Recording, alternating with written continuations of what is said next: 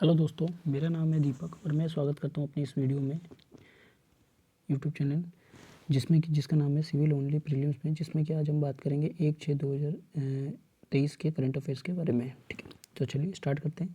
इसमें हम लोग सबसे पहले GS1, उसके बाद GS2, उसके बाद GS3 और एक मैपिंग के क्वेश्चन देखेंगे। सबसे पहला जो GS1 का टॉपिक है वो है वेंकटेश्वर टेम्पल के बारे में। ठीक है, वेंकटेश्वर टेम्पल कहाँ पे है? चित्तौड़ डिस्ट्रिक्ट में, आपके आंध्र प्रदेश में लाई करता है। ये मैचिक्स में आ सकते हैं कि वेंकटेश्वर टेम्पल जो है वो कहाँ पे है और किसको डेडिकेटेड है। ये विष्णु को डेडिकेटेड है। ठीक है, तिरुमला हिल टाउन है, तिरुमला एट तिरुपति पे, वहाँ पे सिचुएटेड है। अगर बात की जाए वर्ल्ड के रिचेस्ट टेम्पल्स में ये गिना जाता है किसको? वेंकटेश्वर टेम्पल को। अगर मैं बात करूँ तिरुपति लड्डू की, तो ये हमारे क्या है, GI टैग मिला हुआ है किसको? तिरुपति लड्डू को। द्रविडियन आर्किटेक्चर से बना हुआ और 3300 AD में स्टार्टिंग हुई थी इसकी। इसके जो फॉलोअर्स हैं वो कौन है? वेकन्नास अगमा ट्रेडिशन, इसके लोग जो हैं इसके फॉलोअर्स हैं। ठीक है, नेक्स्ट जो हमारी इंफॉर्मेशन है वो है ट्राइबल से। कुकी, जूमी, मीजो, हमार और मीटी, ये क्या है? एक ट्राइबल कम्युनिटी है। कहाँ की? मणिपुर की। ठीक है, तो इसको सिर्फ आपको ध्यान में रखनी है। कुकी, जुमी, मिजो, ये मिटी, ये अगर ट्राइब आती है, ये पूछा जाता है कि कहाँ पे है, तो आप बता सकते हैं कि ये आपके मणिपुर की ट्राइब्स हैं। ठीक है, आगे बढ़ते हैं। नेक्स्ट जो है हमारा GS2, जिसमें हम सबसे पहले बात करेंगे WFI यानी कि रेसलर फेडरेशन ऑफ इंडिया।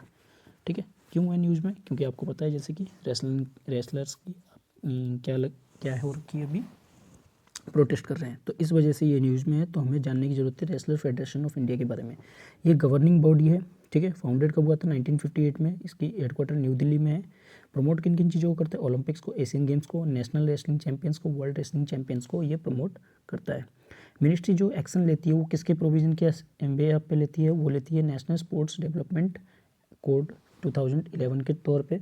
ठीक है, इनके बेस पे ये मिनिस्ट्री कोई भी एक्शन लेती है। ठीक है, इसमें गवर्निंग कौन सी होती है? गवर्निंग बॉडी है नेशनल स्पोर्ट्स फेडरेशंस, जो कि एक ऑटोनोमस बॉडी है। ठीक है, गवर्न करने से फ़ायदा क्या होता है? नेशनल स्पोर्ट्स फेडरेशन का अगर ऑटोनोमस का हिस्सा होगा तो फ़ायदा क्या होगा? रिप्रेजेंटेशन मिलेगा कंट्री को इंटरनेशनल स्पोर्टिंग में इनको फंडिंग मिलेगी और फाइनेंशियल कंसेशन मिलेगा किसमें? स्पोर्टिंग में। ठीक है, और साथ ही साथ जो फाइनेंशियल कंसेशन है वो किस में मिलेगी? कस्टम ड्यूटी में टैक्स बेनिफिट मिलेगी और स्पेशल डिस्पेंशंस मिलेगी किसमें? रेमिट फंड अब्रॉड, जो बाहर से फंड आती है उनमें जो है फंड में रेमिट मिलेगी। ठीक है, तो इतनी टॉपिक को आपको ध्यान में रखना है। अगली बात करते हैं हम लोग अगले स्कीम है जो कि PM जय यानी कि जन औषधि योजना है, जिसमें 49% जो है बात की गई है। जो आयुष्मान कार्ड है रिसिप्टेंट की, वो वुमेंस के, इसके ऊपर क्वेश्चन आ सकता है कि सबसे ज़्यादा 51% जो है वुमेंस जो है आयुष्मान कार्ड के रिसिप्टेंट है, नहीं 49% है। जिसमें 48% जो है टोटल ऑथराइज हॉस्पिटल जो है वो अवेलेबल है किसके लिए? वुमेंस के लिए। मेंस के लिए भी है, बट वुमेंस के लिए 48% स्पेसिफिक है। ठीक है, इम्प्लीमेंटेड कहाँ कहाँ पे इम्प्लीमेंटेड? 33 स्टेट्स में और यूटीज़ में इम्प्लीमेंट है अभी ये। ठीक है, और सिर्फ दिल्ली, उड़ीसा और वेस्ट बंगाल को छोड़ के बाकी सारे में इम्प्लीमेंटेड है। अगर जो इनकी बेनिफिशरीज़ है वो उनको कैसे चूज़ किया जाता है? सोशियो इकोनॉमिक कास्ट सेंसस के जो डाटा है उसके बेस पे जो इसकी बेनिफिशरीज़ है उनको चूज़ किया जाता है। इसके नोडल एजेंसी की बात की जाए कौन है? आपके सेंटर पे NHA यानी कि नेशनल हेल्थ अथॉरिटी है। A4 अथॉरिटी की बात की जाएगी। अगर मैं स्टेट की बात करें, स्टेट हेल्थ एजेंसी की बात की जाएगी। अगर नेशनल हेल्थ अथॉरिटी की बात की जाए, ये एक एक्ट से बना है। कौन सी एक्ट? सोसाइटी रजिस्ट्रेशन एक्ट 1860 से। और जो SHA है वो बना है, एपेक्स बॉडी है जो इम्प्लीमेंट कहाँ करती है? स्टेट्स में आपके। ठीक है, आगे बढ़ते हैं। इसमें हेल्थ कवरेज कितना मिला है? 5 लाख का हेल्थ कवरेज मिला है। किनको? आपके पर फैमिली पर ईयर, एक साल में एक फैमिली को मिलेगा। ठीक है, तीसरी न्यूज़ की बात करते हैं, जिसमें हम लोग को अमेंडमेंट करने की बात की गई है किसको? नेक्रोफिलिया क्या चीज़ है उसको समझते हैं। नेक्रोफिलिया इसका मतलब है अगर कोई डेड बॉडी है उसके साथ अगर सेक्सुअल असॉल्ट होता है, रेप होता है डेड बॉडीज़ के साथ, तो उसको नेक्रोफिलिया कहते हैं। ठीक है, एक न्यूज़ आई है इस टाइम पे, तो टर्म स्पेसिफिक जो क्वेश्चन है वो UPSC में ज़्यादा पूछते ही हैं। ठीक है, तो इसमें न्यूज़ क्या है? जो हाई कोर्ट है कर्नाटका की, उसने रिकमेंडेड किया है कि अमेंड करो आप IPC को। कौन सा IPC को? Definitions of offence of unnatural sex की।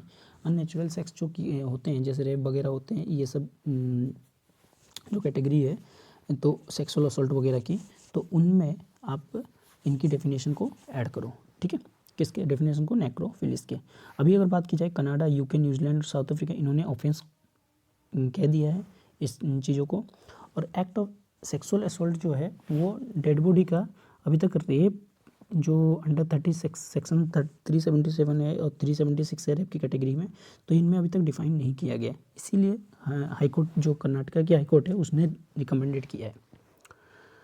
अब आते हैं GS3 की बात करते हैं। GS3 में सबसे पहले बात करेंगे हम लोग नेपाल के बारे में। नेपाल में पावर समिट हुआ था, जैसे कि आप जानते हैं, ठीक है। तो वहाँ के 2 hydro power project, Aruna 3 hydro power project के बारे में ध्यान देना चाहिए, क्योंकि इस पे मैचिंग में क्वेश्चन आ सकता है, ठीक है। The Gorakhpur Butwal 400 kV cross border line भी, इसको भी याद रखना है, ये आपका कहाँ पे, नेपाल में है, ठीक है। आप रिवाइज करते जाइए, आपके इसके नोट्स जो हैं आपको टेलीग्राम पे ID पे मिल जाएगी, ठीक है। तो यहाँ से आप देख सकते हैं और इसको नोट डाउन करते रहिए, और अपने से जितने अपने हाथों से लिखेंगे वो बेटर होगा। अदरवाइज आप अगर नोट्स लेके पढ़ेंगे तो उससे कोई बेनिफिट नहीं होने वाला, सिर्फ आप रट्टे मारते जाएंगे, लेकिन कोई बेनिफिट नहीं होने वाला। जैसे कि आप देख सकते हैं 2023 का जो पेपर आया था वो किस तरह से आया था। जितना आप अपने हाथों से करेंगे उतना ज़्यादा बेटर होगा, ठीक है। अगली बात करते हैं ब्रिक्स की। ब्रिक्स यानी कि ब्राज़ील, रसिया, इंडिया, चाइना, साउथ अफ्रीका। ये मेनली इकोनॉमिक एग्रीमेंट है। आपसे क्वेश्चन पूछा जा सकता है कि इकोनॉमिक एग्रीमेंट है, डिफेंस एग्रीमेंट है, क्या चीज़ है, सिर्फ और सिर्फ इकोनॉमिक एग्रीमेंट है। और ये जो ग्लोबल जो इकोनॉमिक है ग्रोथ है, यानी कि जो डेवलपिंग कंट्री है उनमें जो इकोनॉमिक ग्रोथ है उसकी बात करता है। इसमें 3 पिलर है, political security, economic finance, culture और पीपल टू पीपल इंटरेक्शन की बात की है। सबसे पहले इसको कौन दिया था, इस वर्ड को कौन दिया था, जिम और नील ने दिया था 2001 में।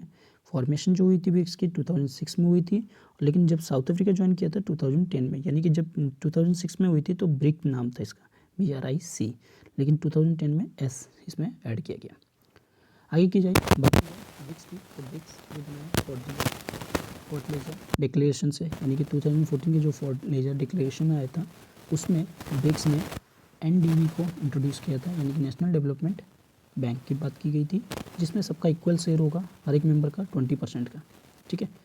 और अगर इसको बात की जाए ये कब ऑपरेशन में आया, पूरी तरह से ऑपरेशन 2016 में आया, और कहाँ पे, संघाई में, ठीक है। आगे बढ़ते हैं, बात करते हैं 2.0 ऑफ सिटीज़ प्रोग्राम। ये क्या प्रोग्राम है, प्रोग्राम रिलेटेड क्वेश्चंस आते हैं जिसमें कि आपको पूछा जाएगा सिटीज़ प्रोग्राम क्या है। ये इंटीग्रेटेड वेस्ट मैनेजमेंट और climate oriented reform actions. Cities जो है, cities investment to innovations, integration and sustainable innovation की बात करता है। इम्प्लीमेंटेड कहाँ है, 18 सिटीज़ में। सिलेक्टेड बेस्ड ऑन, किस बेस पे सिलेक्शन किया जाएगा, कंपटीशन के, यानी कि 18 सिटीज़ में जो चुने जाएंगे वो कंपटीशन के बेस पे ही चुने जाएंगे। नेक्स्ट न्यूज़ की बात करते हैं। UAE ने विड्रॉ कर लिया है participation of 38 national combined maritime से, फोर्स से 2 महीने पहले ही, ठीक है, 2 महीने पहले से ही इसने उससे निकल चुका है, ठीक है। तो ये पूछा जाता है यूनाइटेड अरब एमिरेट जो है उसने 38 नेशनल कंबाइंड मैरीटाइम फोर्स से, यानी कि मैचिंग में क्वेश्चन में ये आ सकता है कि इससे विड्रॉल कर लिया है, तो यस।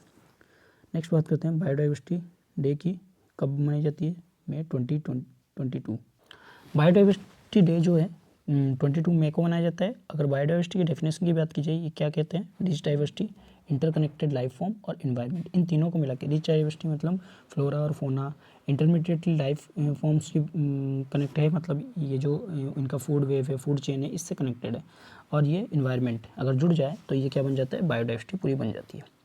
आगे नेक्स्ट एक न्यूज़ की बात करते हैं जिसमें कि हमारा है न्यूरोलिंक्स। न्यूरालिंक क्या है, ये एक मेडिकल डिवाइस है, जैसे कि आप नाम से पता लग जाता है न्यूरा, ठीक है। क्लास थर्ड का मेडिकल डिवाइस है जो कि ब्रेन कंप्यूटर इंटरफेस का काम करता है, यानी कि ब्रेन को किसी कंप्यूटर या फिर एक्सटर्नल डिवाइस से इसको कनेक्ट करता है, किससे, ब्लूटूथ से, ठीक है। इसका इस्तेमाल किस लिए किया जाता है, पार्किंसन डिजीज़ में। इस तरह के क्वेश्चन बहुत इंपॉर्टेंट है, यानी कि मोस्ट इंपॉर्टेंट की कैटेगरी में इसको रखिए, ठीक है, इस तरह की चीज़ों को, क्योंकि साइंस एंड टेक में इंपॉर्टेंट आ जाता है। अब बात करते हैं अगले की ग्राफिन्स। ग्राफिन्स जो डिस्कवर की गई थी 2004 में डिस्कवर की गई थी। ये वर्ल्ड की सबसे थिनेस्ट, स्ट्रॉन्गेस्ट और मोस्ट कंडक्टिव मटेरियल है, किस मामले में, इलेक्ट्रिसिटी और हीट के मामले में, ठीक है। इलेक्ट्रिसिटी का कंडक्ट जो होती है वो कॉपर से बेटर होती है इसमें। ये 200 टाइम्स स्ट्रॉन्गर है किससे, स्टील से, और 6 टाइम्स जो है हल्की है उनसे, ठीक है।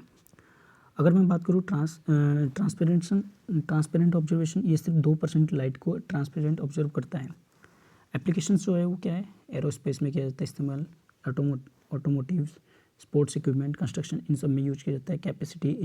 Capacitor, touch screen, batteries, conductive inks, इन सब में इस्तेमाल किया जाता है। इन्वायरमेंटल मॉनिटरिंग का काम करता है ये।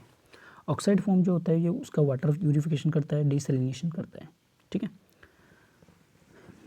देखिए ये इसका पोटेंशियल क्या है, ऑब्जर्व कर सकता है और डिसिसिपेट भी कर सकता है इलेक्ट्रोमैग्नेटिक वेव्स को। इस टाइप के क्वेश्चन बनते हैं। अगर चाइना की बात की जाए, चाइना में 218 पेटेंट सिर्फ और सिर्फ ग्राफीन से बने हुए हैं, 79 बाकी अदर कंट्रीज़ में, 8 इंडिया में 8 ही है, ठीक है।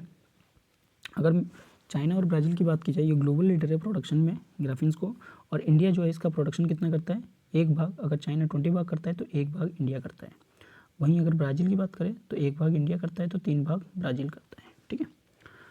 अब अगला बात करते हैं GDP and GBA. GDP expanded कर रहा है कितने, 6.1% से, जो लास्ट क्वार्टर है LAST लास्ट क्वार्टर 1 जो लास्ट क्वार्टर है 2012-13-23 का, उसमें 6.1 की जीडीपी एक्सपेंड दिखा गया। इसकी जो प्रोविजनल नेशनल इनकम कौन रिलीज़ करता है, NSO करता है, ठीक है। जो अगर जीबीए की बात करें, जीबीए जो हुआ है वो स्लिप हुआ है 1.3%, किससे, 11% से। अगर जीबीए की बात की जाए, 3 सेक्टर में रिकॉर्डेड हायर जीबीए देखा गया है 8 सेक्टर के मुकाबले, ठीक है। जीडीपी जो है, जीडीपी किसे कहते हैं, consumption, gross investment, government investment और government spending, export minus import. अगर इन सब को सम कर दिया जाए तो वो हमारा क्या होगा, जीडीपी होगा। जीबीए जो होगा वो नेशनल इनकम है, किस तरफ में, सप्लाई साइड में। अगर नेशनल इनकम की बात की जाए तो जीबीए हमारी सप्लाई साइड में नेशनल इनकम का काम करता है। Value of output, value of its intermediary inputs. Value of out में इसमें पे से अगर हम वैल्यू ऑफ इंटरमीडिएटरी को माइनस करते हैं तो वो हमारी क्या बन जाएगी, जीडीपी बन जाएगी, जीबीए बन जाएगी। जो इंटरमीडिएटरीज होते हैं वो क्या होते हैं, फैक्टर ऑफ प्रोडक्शन होते हैं, लेबर हो गए, कैपिटल हो गए, इनके जो चीज़ें होंगे वो अगर हम लोग माइनस कर दें तो वो हमारी क्या बन जाएगी, जीवीए, ठीक है, ग्रॉस वैल्यू एडेड। जीडीपी अगर बात की जाए, जीडीपी जो होती है वो जीवीए प्लस टैक्स जो गवर्नमेंट अर्न करती है और सब्सिडी जो गवर्नमेंट देती है, ठीक है। टैक्स कलेक्शन अगर ज़्यादा हो सब्सिडी से तो वो क्या होगा, जीडीपी उसका ज़्यादा होगा, किससे, जीबीए से। 8 सेक्टर की बात की जाए, 8 सेक्टर में आपकी refinery, electricity, steel, coal, crude oil, natural gas, cement, fertiliser, ये आपके डिसेंडिंग ऑर्डर में सजे हुए। बात करेंगे हम मैपिंग की, जिसमें कि हम मैपिंग आज देखेंगे नॉर्थ कोरिया की, जिसकी बॉर्डरिंग कंट्रीज़ को आपको देखना है, सीज को देखना है, और लॉन्गिट्यूड लैटिट्यूड यानी कि जो चैनल डिवाइड है वो देखना है, और जो नियर बाई डिस्प्यूटेड आइलैंड है जैसे जापान और रसिया के बीच में, या फिर कोरिया या नॉर्थ कोरिया के बीच में, तो इस तरह के अगर डिस्प्यूट है तो आप उसको कमेंट सेक्शन में लिख सकते हैं। अगर आज का आपको वीडियो हमारा अच्छा लगा तो आप इसको लाइक कर सकते हैं, शेयर कर सकते हैं, सब्सक्राइब कर सकते हैं और अपने दोस्तों के साथ शेयर कर सकते हैं इसको। तो थैंक यू, आज के लिए बस इतना ही।